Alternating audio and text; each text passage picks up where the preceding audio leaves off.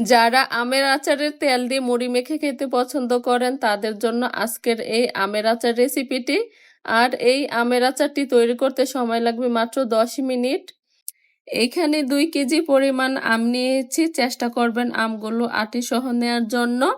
আমগুলোকে আমি এরকম ছোট টুকরো করে রাতে কেটে তারপর এখানে হলুদ মেখে রেখে দিয়েছিলাম।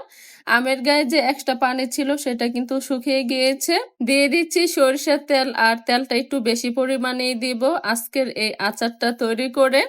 আমি মুড়ি মেখে খাবো এই আচারের তেল দিয়ে। আর দিয়ে দিচ্ছি 5টি এলাচ, এক টুকরো দারুচিনি এবং একটি তেজপাতা। এবার সেই আমগুলোকে অ্যাড করে দিচ্ছি। এবার অ্যাড করে দিব 2 টেবিল চামচ পরিমাণ আদা রসুনের পেস্ট এবং আধা কাপ পরিমাণ কাসুন্দি। এইভাবে আচারটা বাসায় তৈরি করে দেখবেন, মশলা খেতে কিন্তু অনেক ভালো লেগেছিল। আর এবার অ্যাড করে দিব চিনি। এখানে আমি 1 কাপ পরিমাণ চিনি দিচ্ছি। আর চিনিটা কিন্তু আপনারা আপনাদের টেস্ট অনুযায়ী এখানে অ্যাড করে দিতে পারেন। চিনিটা দেওয়ার পরে আবারও 5 মিনিট আচারটাকে কুক করে নিয়েছিলাম। এবার চুলা থেকে নামানোর আগে এখানে দিয়ে দিচ্ছি পরিমাণ মতো চিলি ফ্লেক্স এবং ভিনেগার। ভিনেগারটা দিলে আচারটা আর সহজে নষ্ট হবে না।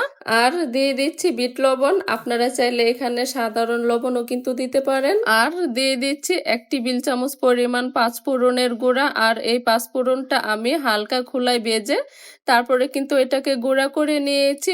এবার আচারটাকে চুলা থেকে নামিয়ে তারপরে কিন্তু ভালোভাবে ঠান্ডা করে যে কোনো কাচের পাত্রের মধ্যে রেখে দিতে হবে। তারপরে নর্মাল ফ্রিজে রেখে সারা বছর জুড়ে খেতে পারবেন।